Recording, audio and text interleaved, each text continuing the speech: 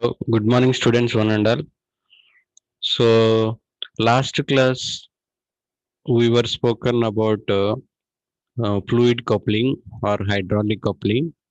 So, fluid coupling or hydraulic coupling is a one kind of process in automobile engineering. So, you can see here once again. I'll take you through that because it was happened in the last class. So, I'll repeat that concept. Then I'll go to new concept. So you just observe this diagram which is displaying on the screen. So this is called as a fluid coupling or hydraulic coupling. Here, uh, two concepts are using two devices are instead of concepts. I'll call you that two device. Two devices are using. One is pump. Another one is turbine. So pump and turbine are mounted in one single house in a closed single house, and the pump shaft is directly connected to the engine shaft, and turbine shaft is connected to the output shaft where the energy has to go. It is connected to that. So and it has the house, the complete house, inside of the complete house is filled with oil, and there is a small gap between the pump and the turbine. Small gap, you can see that a gap which is lying between the pump and the turbine. So whereas come to that, that is construction of hydraulic coupling or hydraulic coupling or fluid coupling. So come to that working principle. Whenever the engine is rotating, through that engine the flywheel will be rotate. So when flywheel is rotating, the shaft is input shaft is directly connected to the flywheel, so that the input shaft also will get rotations. By taking off that rotations, the fluid which is placed nearer the turbine, nearer to the pump, so the fluid gets pressurized, energized by taking up that power, and the kind of energized fluid particles are striking to the turbine blades, so that the turbine blades, the turbine also will get a rotations. So once the turbine gets rotations by taking off, by striking of a fluid particles on the turbine blades, which that turbine shaft also will get rotates. So after some time, a couple of minutes after, then input shaft is equal to output shaft, means that the two shafts are getting equalized speed. Then the it says that the constant power being transmitted from the input shaft to output shaft. So in order to rotate the turbine or output shaft, the fluid particles are try to striking to the turbine blades, so that the turbine is the kind of turbine shaft is rotating. That is what we are doing here. So you can see the bottom of this diagram also, two fans are placed opposite to each other. One fan is gets to rotate. So whatever the fan is rotating, through which the through that wings the air is coming out, the kind of air is spiral air is striking to the other fan, so that automatically other fan try to rotates with the constant speed, with the constant speeds to the rotating fan. So it says that the constant power being transmitted between the two fans. That is what the working principle taking place here. So it is also one of the most important concept in automobile engineering. So we have seen advantages and disadvantages there also. So next concept is our concept gearbox. So in the gearbox, the function of gearbox we have seen. The function of gearbox, everyone has seen that. So gearbox is a one important component in automobile engineering. Without gearbox, the vehicle cannot maintain, the vehicle cannot construct. So that is why the importance of gearbox is most essential nowadays, right? So there are few types of gearbox also available. Let's see those kind of gearbox also here. Before that, just we have a function of gearbox. We'll see how the function of gearbox is taking place on automobile engineering and automobile components. So the gearbox is necessary in the transmission system to maintain the engine speed. or torque. Engine speed is nothing but torque at the most economical values under the all condition of the vehicle movements. So in order to make the vehicle stable at all the conditions, try to give the torque, try to give the speed to the all to the engine, to the transmission system at all varying conditions, at all under varying conditions, the gearbox is required. As we know that when the vehicle load is more, it has to go for low gearbox. That means that first gearbox, first gear, second gear, third gear, fourth gear. Fourth gear is nothing but top gear, it is a final gear. So first gear is nothing but lower gear, top fourth gear is nothing but higher gear, because which is providing high speed, right? So in order to maintain, or in order to consider under all varying conditions, the gear shift has to take place in the transmission system. So that is why the gearbox is most important here. An ideal gearbox would provided in the infinite range of gear ratios. So here the gear ratio is most important. According to work, according to load on the vehicle, the gear ratios must be taken, so that the engine speed should be kept at or nearer to the maximum power is developed, whatever the speed of the vehicle is, right?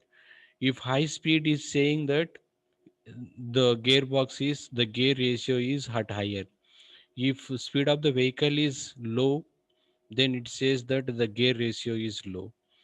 Then the speed of the vehicle is minimum, the gear ratio also is minimum. So that is what the conclusion is saying, that the conclusion is saying.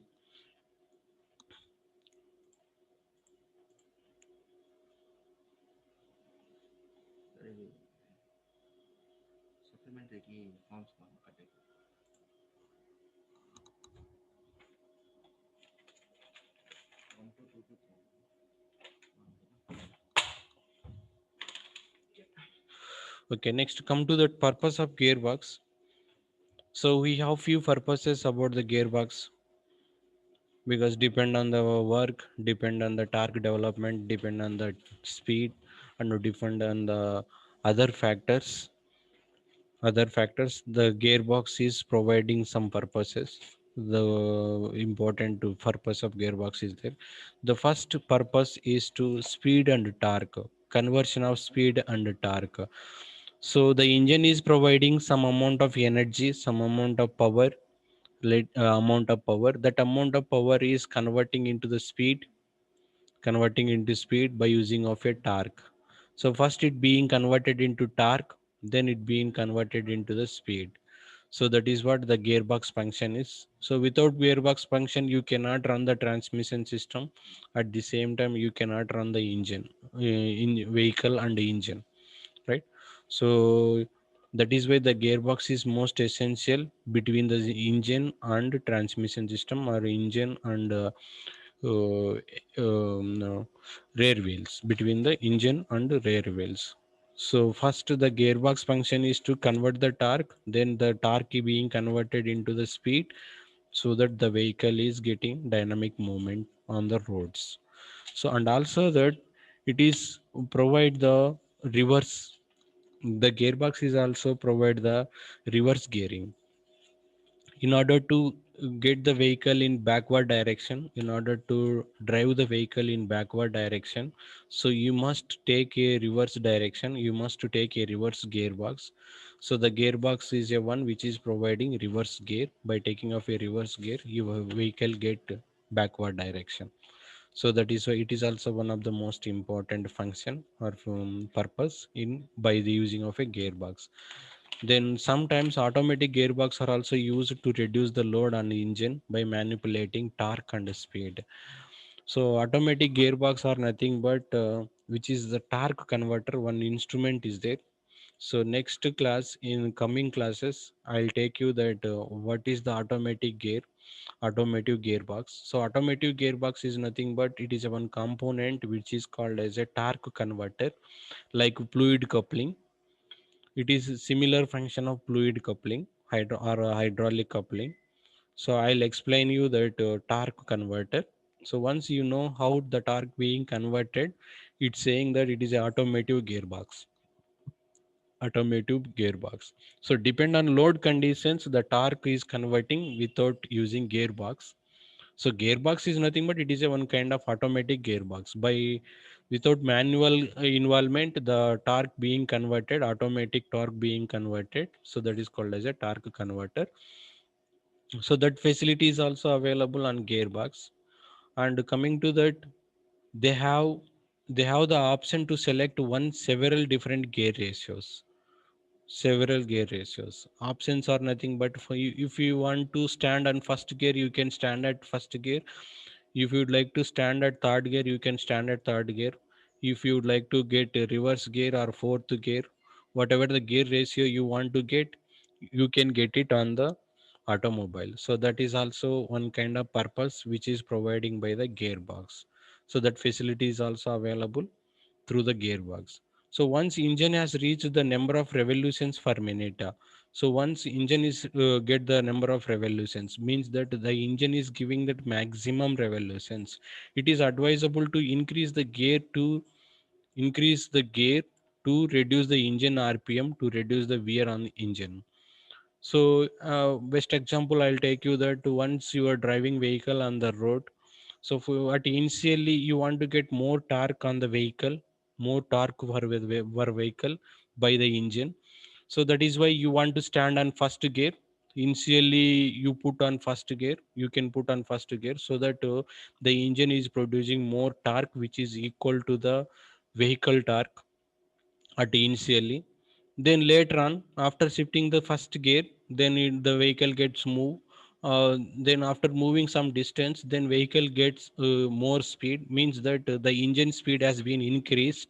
So once the engine speed has been increases, then you can allow to shift into second gear.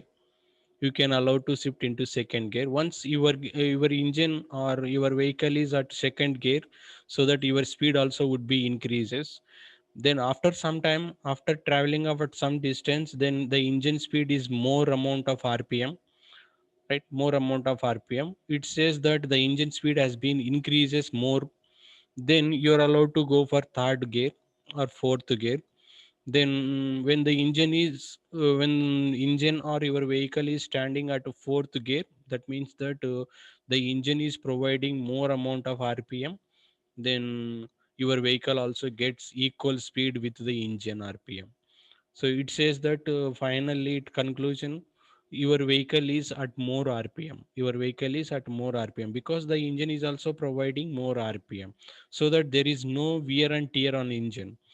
Not like that, after traveling of some distance also you are standing at first gear and you are not shifting into fourth gear even though your engine rpm is more. So it's leads to some drawbacks, means that it reduce the wear and tear on engines. Engine is providing more rpm but you are not utilizing that. So it says that it is a wear and tear on engine parts.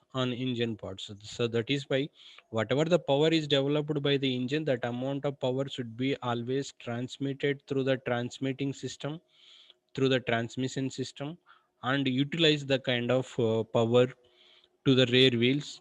Then your vehicle gets speed on that. So that is why in order to reduce the wear on engines, you must be balance the engine rpm, and then you have to enjoy with the speed. Most gearbox are used to increase the torque and reduce the speed of output shaft, right? So most gearboxes, all on automobile gearboxes are using, whenever you want you can increase the speed, whenever you want you can reduce the speed. So for that purpose only it is using this. So for that we have a mechanical advantage, that is called as a one mechanical advantages. Automobile gearbox is also have provide the do opposite and provide an increase output shaft speed with reduction of torque. That means that overdrive, right? So these are the some purpose of gearboxes over here. So next, coming into the types of gearboxes. So there are few types of gearboxes are there. Most important concept this is. So very initially there is a first gearbox or first gear system is a sliding mesh type gear system. So the gears are sliding to each other. I'll take you through how the gears are sliding each through. So constant mesh gear, this is also one kind of gear system. Synchronous gear train, this is also one type of gear train system, and planetary type of gear system. It is also called as a epicyclic gear trace. Epicyclic gear system. So I hope that you maybe had that epicyclic. So where you have seen that epicyclic, where in kinematic of machinery, gear train, right? Simple gear train, compound gear train, epicyclic gear train. So where you maybe had this kind of this. So planetary gear train is also called as a epicyclic gear train. So how many gearbox systems are available on automobile? So I can say that four types of gearbox systems are there. One is sliding mesh gear, constant mesh gear type, synchro mesh gear type, planetary gear type. Along with that, we also have overdrive system. This is also one kind of concept here. I'll take you through how overdrive system is working.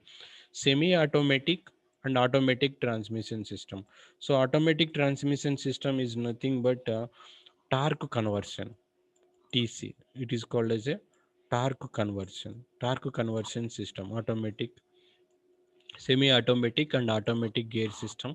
Semi-automatic is nothing but there is partially involvement of humans driver and partially involvement of automatic. So automatic transmission system is nothing but there is no driver involvement. So depend on load conditions on the vehicle, depend on load conditions on the vehicle, the torque is transmitted to the rear wheels, the torque is transmission to the power system, transmission system, right?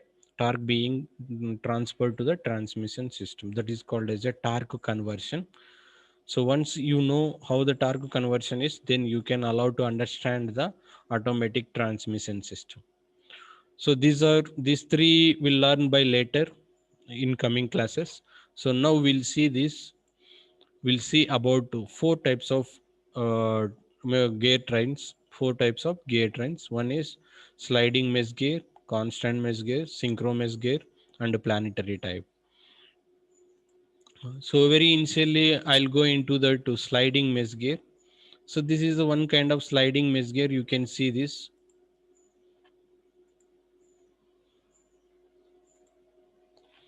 this kind of sliding mesh gear. You can see. So this is the diagram of sliding mesh gear. So here, here two shafts are there. One is lie shaft or counter shaft, and the second one is main shaft.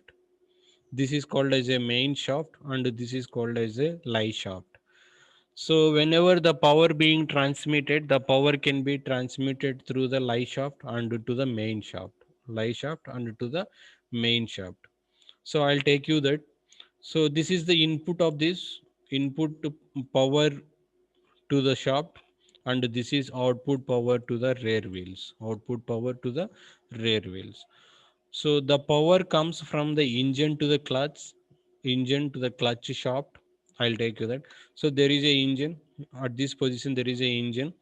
So on engine there is a what you call that flywheel. Flywheel is connected to the engine, then flywheel is directly mounted to the this shaft, right? This shaft, this is the clutch shaft, right? Once engine is rotating here, the engine power is stored at flywheel, then it is coming to the shaft, then it is coming to the shaft, and so that the shaft is rotating here. Once the shaft is rotating here, once the shaft is rotating, there is a gear, this is called as a gear. On the shaft there is a gear conversion, there is a gear mounted. So once the shaft is rotating, the gear also would get a rotations here, the shaft also would get a rotations here. So this is gear A, you can see here, this is the gear A and this is the gear B. So that both gears are contacting to each other, gear A and gear B. So the power can be reached to the lie shaft, the power can be reached to the lie shaft, means that Once power is started here, the power being transmitted and finally reach to here. Finally reach to here means that the gear A is mounted on the input shaft, which is connected to the flywheel, and gear B is mounted on the live shaft. So gear A and gear B both are meshing together, both are contacting together, so that the power being transmitted to the live shaft or counter shaft. You study up, you just remember up to there, then I'll take it. The power comes from engine to the engine to the clutch shaft, and then clutch gear, which is always in mesh with gear on the live shaft, right? So it means that gear A and gear B always mesh together and try to power transmitting through that. So this gear B and gear E and gear C, these are three gears, and gear G also gear. These gears are permanently mounted on the counter shaft. Permanently mounted on the counter shaft means that the location cannot be changed. So wherever it is there, there only the location. Wherever it is there on C gear, there only. Wherever the G gear is there, there only the position. It is a permanently fixed on the counter shaft. But whereas here this is not permanently mounted. The D and F gears are not permanently mounted. These are transmitting gears, these are slightly moving, so that is why it is a sliding mesh type, right? The gears are sliding to each other. The gears are sliding whenever it is required by manual operating, by the driver operating, and try to mess with either either C, either G, or either B gear. Then try to mess with the counter shaft gears and power being transmitted through which. So that is what is means that the gears are sliding on the main shaft and try to power being transmitted from input shaft to output shaft. That is what the functioning over here. So all the gears on the live shaft are fixed. That only I told you. On all the gears on the live shaft are fixed to it, and such they are all the times rotating when the engine is running, and the clutch is also engaged. Clutch is also engaged. So when the clutch is engaged, the gear A and gear B mesh together, so that once the gear A is rotating, gear B also rotating. Gear B is mounted on the live shaft, so that the live shaft or counter shaft also will get a rotations. So whenever the counter shaft is gets rotations, the at the same time the E and C also gears also gets rotations, right? Gears also will get a rotations, right? Three direct and one reverse speed are attained on the suitably moving the gears. So three direct gears, one reverse gear. One, two, three. Three direct gears, and this is the reverse gear. So one reverse gear also can put in, and that means that three forward directions of the gear movement or power transmitting movement, one reverse direction of power transmitting movement also will get by this. That is what the working principle of this mechanism, sliding gear mechanism. Very simple here. Very simple here. So if the gear F and gear E and F has to get the contact to each other, then it would be moved to over here. F would be moved to over here, and then F gear and E gear are meshing together, so the power can be transmitted. So at this gear ratio, one kind of torque would be generated. At this gear ratio, one kind of torque would be generated, and gear D and C would like to get a contact to each other, then they can do it. They can do it, and they can also produces one gear ratio, right? C and D gears are meshed together, and they can produce as one kind of gear ratio, and E and F also can contact each other, and they can produce as one kind of gear ratio. At the same time, A and B can also produce, they can produce a one kind of gear ratio. So according to requirement of driver, he can shift the gears. These all gears are mounted at the one section. Then there is a pedal, right? There is a pedal. pedal movement. So he can take it into either one direction, forward direction or backward direction. As we know that at gear at lever nearby the driver, there is a what you call that, gear pedal is there, 1 2 3 4 like that is there, directions also is there. So according to changing of the direction, the movement of these gears will be taken place on the main shaft, and their main shaft gears are directly contacting with the lie shaft or counter shaft. Then the gear power or gear being transmitted. So the kind of power, the gear A and gear B always meshing together and power being transmitted, then the power would be like this, then directly go to output, or else the power comes like this, and these two are disengaged at this position, these two are engaged position, C and D are engaged position or contact position, then the power comes through like this path, and finally it would be reached to the rear gears, right? That is called as a sliding. So means that the each gear on the main shaft is sliding and contacting with the lie shaft to gears, and power being transmitted according to that ratio, that is what here. Next you can see here, so there are few options are there. Normally the components, these are the components. One is main drive gear, where this is the main drive gear. This means that which is directly connected to the shaft, which is directly connected to the engine shaft,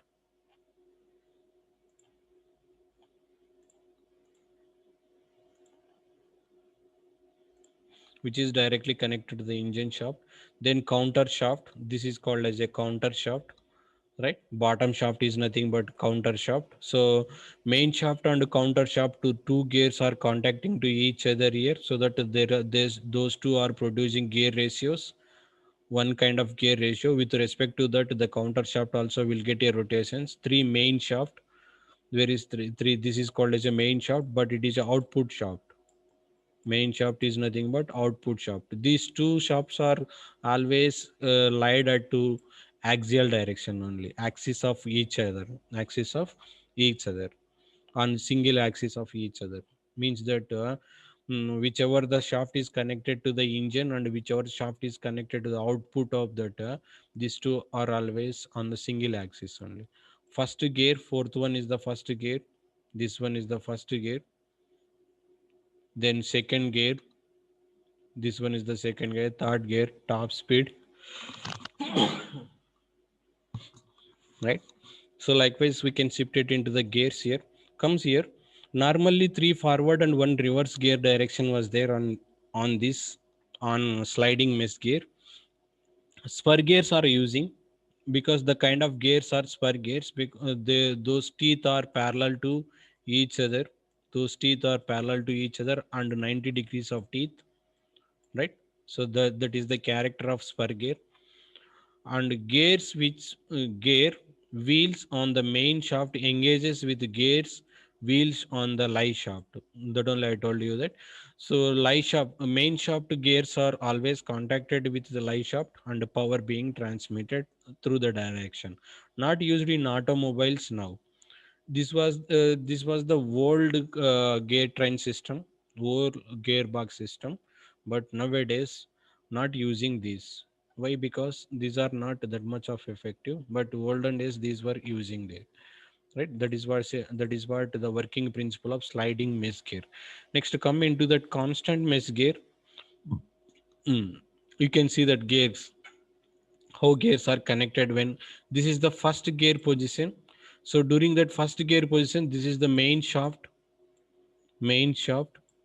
right? Clutch shaft, counter shaft, this is the first gear position. Those two are contacted to each other, one big gear and one small gear, so that the gear ratios are here, gear ratios are producing. This is the first position of gearbox, you can see it. Next, second gear, the gear position, this is the second gear position, you can see here second gear position, this is the second gear position. So compared to first gear position, second gear position, see this is the one kind of gear teeth, this is the another kind of gear teeth, this is the medium gear. Compared to this gear, this is big, some amount of big, little bit big gear. compared to this gear, this is also little bit small, right? So in bottom direction on the lie shaft, these gears are increasing like this, and gears are gears are increasing like this direction and increasing like this direction, right? This is the big gear, this is small gear, this is the somewhat big gear, the somewhat small gear compared to this is somewhat big gear compared to this, right? This gear is somewhat big gear compared to these two gears, this gear is somewhat small gear compared to this gear. That is what the working principle of um, sliding mesh gear here. So this is third gear position and this is the reverse gear position. You can see that reverse gear position. So during that reverse gear position, one dog gear is there. So by taking off a dog gear, the reverse direction can be obtained here. Two directions are taking forward direction, two gears are providing the forward direction, and placing of third gear or ideal gear. Ideal gear is providing reverse direction, right? That is what the working principle. Next coming into that constant mesh gear. So this is also similar to sliding mesh gear, but here the meshes are contacting always contacting each other. But whereas here the gears are not contacting each other, but whenever it is required, these gears are contacting to each other. So that is what I'll show you this. You can see here, whenever it has been shifted into second gear only, these two gears are contacting each other gears are not contacting here. Whenever it is first gear, these two gears are contacting each other, second gear train is not contacted to each other. So whenever it is reverse gear, the reverse gear is contacting each other first second gears are not contacting here. But in constant mesh gear, not like that. So always the gears are contacting to each other and power being transmitted through that. Let's see how those are contacting to each other always. So all the gears are always in mesh, always in contact to each other. Gear on the counter shaft are fixed to it, as like in the sliding mesh gear. All gears are fixed on the counter shaft or lie shaft. So gears on the main shaft are free to rotate. This is also similar construction compared to sliding mesh gear. So all the gears are free to rotate on this. So between of that, dog clutch can be slide on the main shaft and rotate it. So in order to operate this, in order to slide these gears on fixed gear and on free gear, on the dog clutch is provided. So by using of a dog clutch, we can change the sliding, we can change the slide of those gears. So the dog clutch engages with the gears on the main shaft and to obtain the desired speed. So once the dog clutch is try to sliding those gears so that we can obtain the desired speed on that. So some advantages are there because here helical or herringbone gears are using, but whereas in the previous concept the gears are spur gears, but here helical or here boring gears are used. By using of these gears, the more torque can be produced and quicker also. The accessibility between the gears is more quicker. Since gears are engaged by dog clutch, if any damages occurs while engaging of the gears, the dog unit member gets damaged. So other gears are not using. But in the previous concept, once there is a sliding contact between the two gears, the gear teeth gets spoiled due to sudden contraction, due to sudden meshing between the gears, due to sudden meshing between the gears. But here not like that. The dog gear is there, dog gear is contacting with other gear, either by suddenly or either by slowly, either by gradually, but the damage would be taken place on the dog gear only, so that we can change the dog gear unit. We cannot go for changing of other units, other parts. So that is the one most important here. So you look here, this diagram will says that this gear and this gear always contacting to each other. This is the counter shaft, this is the main shaft, right? Main shaft from engine, main shaft to the rear wheels, main shaft to the rear wheels, and these two are mounted on the same axis. The working principle, the construction is same here. This is the dog. All gears on the dog, not dog, all gears on the counter shaft is fixed. This gear is fixed, this gear is fixed, this gear also fixed, this gear also permanently fixed. These two are freely rotate. These gears are freely rotate on main shaft. And also that these two gears are meshing together always. If you'd like to change this gear, has to get this gear connection. If you would like to change these two gear ratios, then there is a dog gear. This is the dog gear and this is the dog gear. Dog gear is connected to one, through dog gear is connected to the one pedal connection. So whenever the lever is operating, the dogs can be operated, and finally the power can be transmitted. This is what the working principle, right? Here the dog gears are playing vital role to change the gear ratios. In order to this gear and this gear connection has to take place, then the dog gears are using by operating of levers.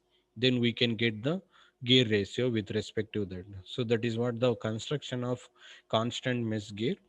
So tomorrow, more two gear trends or gear constructions are there. Tomorrow we'll see that more two. One is synchronized mesh gear and epicyclic gear train is there. So next class we'll continue that because I'm running out of time. So I have only 30 seconds. So thank you one and all to join with me, and I'll continue this type of gearbox in the next class. Okay.